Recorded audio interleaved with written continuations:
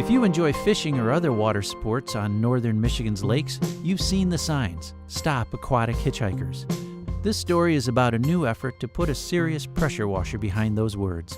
Meet Jane Perrino. All summer and into the fall, Perrino has been leading a small band of volunteer educators for the Benzie Conservation District. The mission of this project is to provide educational outreach to the recreational community focused on boating. So speed boating, skiing, fishing, in order to educate them on aquatic invasive species, help people learn how to identify them, recognize them, report them, and then check all of their gear, because unfortunately all of our fun can come at the expense of the environment. And so our mission is to expand on people's awareness of what species are where and what they look like and how to avoid transferring them from water bodies, but then also to provide free boat washes. Proud of this portable heated pressure washer, Perrino would be glad to give you a tour. So this is our recycling no water wasted unit. That's the back portion of our trailer. And this sections up water that's come off of the washing process onto our containment mat, and it passes it through 6 different filtration cycles, ending in a 5 micron pore size filter bag right back into our water tank.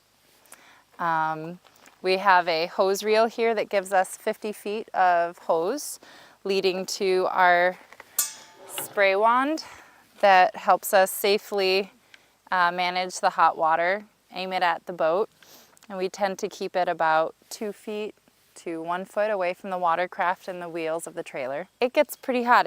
This is hot to the touch still from the last boat we washed. It's 160 degrees Fahrenheit is what we set our washing unit to.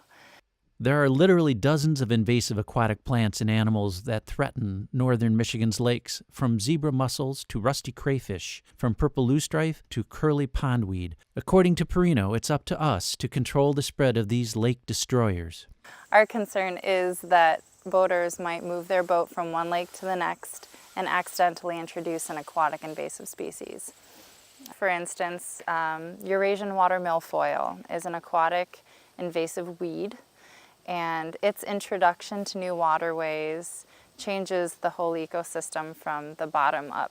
As the vegetation on this weed expands and the population becomes more dense, the hydrology of the lake will change, the structure of habitat changes for the native creatures, and then it also changes the chemical composition of the lake. It just takes 1 inch or 1 segment of Eurasian water milfoil to repopulate a whole lake. It can revegetate if it's fragmented. And then zebra mussels, similarly, it just takes 1 mussel to infest a new lake. So we're looking for zebra mussels. Sometimes we'll run our hands over the hull of a boat if they say they've been in a waterway for prolonged periods of time. And you can feel the larvae, kind of like little braille on the side of the boat. There are a number of locations in motorboats and kayaks and canoes that can be really easy transfer points. So if your boat's on a trailer, the wheel wells, the wheels themselves, the axles, all of these can catch aquatic vegetation, native and non-native, and can also pick up muck and sediment that might have mussels or snails in it. Bait buckets, if you fill up water at a site to put your bait that you catch, or if you buy bait from somewhere and don't know necessarily what the bait is, or if it's disease-free. By dumping bait at the end of a fishing trip, you can transfer aquatic invasive species, so we encourage boaters to dump it away from the water or in a trash can. What we're hoping people begin to do, the more they interact with us, the more they hear the messaging about aquatic invasive species, is that they take things into their own hands. They check their gear.